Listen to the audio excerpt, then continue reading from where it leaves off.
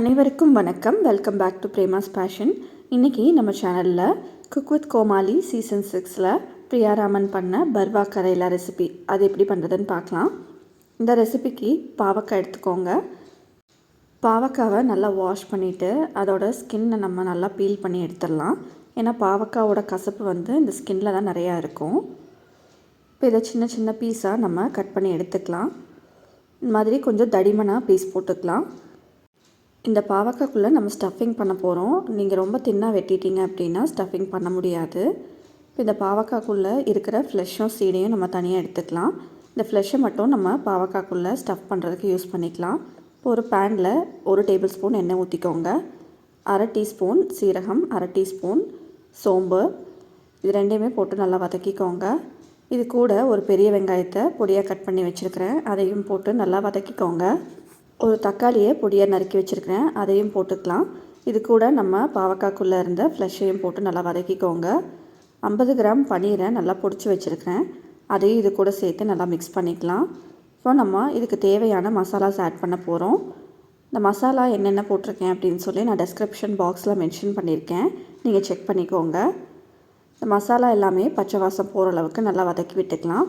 கடைசியாக கொத்தமல்லி தூவிக்கோங்க. கொத்தமல்லி தூவிட்டு நல்லா கலக்கி விட்டுக்கோங்க. இப்போ நம்ம இதை ஒரு பவுலில் ட்ரான்ஸ்ஃபர் பண்ணிக்கலாம். பாவக்காய்க்குள்ளே வைக்கிற ஃபில்லிங் ரெடி ஆகிடுச்சு. இப்போது நம்ம பாவக்காய்க்குள்ளே இந்த ஃபில்லிங்கை ஸ்டஃப் பண்ணிக்கலாம். நல்லா டைட்டாக ஸ்டஃப் பண்ணிக்கோங்க. அப்போ தான் நம்ம இதை மறுபடியும் ஷாலோ ஃப்ரை பண்ணும்போது பிரிஞ்சு வராமல் இருக்கும். கட் பண்ணி வச்ச பாவக்காவை நீங்கள் ஃபஸ்ட்டு எண்ணெயில் போட்டு நல்லா ஃப்ரை பண்ணி எடுத்துகிட்டு கூட நீங்கள் இந்த ஸ்டஃபிங்கை ஃபில் பண்ணலாம். பாவக்காவோட கசப்பு கொஞ்சம் கம்மியாகும். இப்போது எல்லா ஃபில்லிங்குமே நம்ம வச்சு ரெடி பண்ணி வச்சாச்சு. பேனில் கொஞ்சமாக எண்ணெய் ஊற்றிக்கோங்க. 2 டேபிள் ஸ்பூன் எண்ணெய் போதும். இதை நம்ம ஷாலோ ஃப்ரை தான் பண்ணி எடுக்க போகிறோம். நம்ம ஃபில் பண்ண ஸ்டஃபிங்கை ஒவ்வொன்றா இந்த எண்ணெயில் போட்டுக்கலாம்.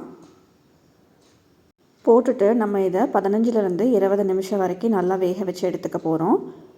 ஒரு மூடி போட்டு நல்லா மூடி வச்சுருங்க. அப்பப்போ திறந்து நம்ம 2 சைடும் திருவி போட்டுக்கலாம். 2 சைடு திருப்பி போட்டிங்கன்னா தான் பாவக்காய் நல்லா குக் ஆகும். இன்னொரு சைடு திருப்பி போட்டுட்டு மறுபடியும் மூடி வச்சுருங்க.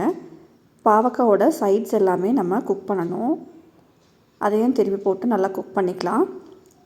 இந்த பர்வா கரேலா ரெசிபி பார்த்திங்கன்னா சாம்பார் சாதம், தயிர் சாதம்க்கு எல்லாமே ரொம்பவே நல்லாயிருக்கும். நார்த் இந்தியன்ஸ் பார்த்திங்கன்னா இதை ரோட்டி கூட சப்பாத்தி கூடலாம் வச்சு சாப்பிடுவாங்க.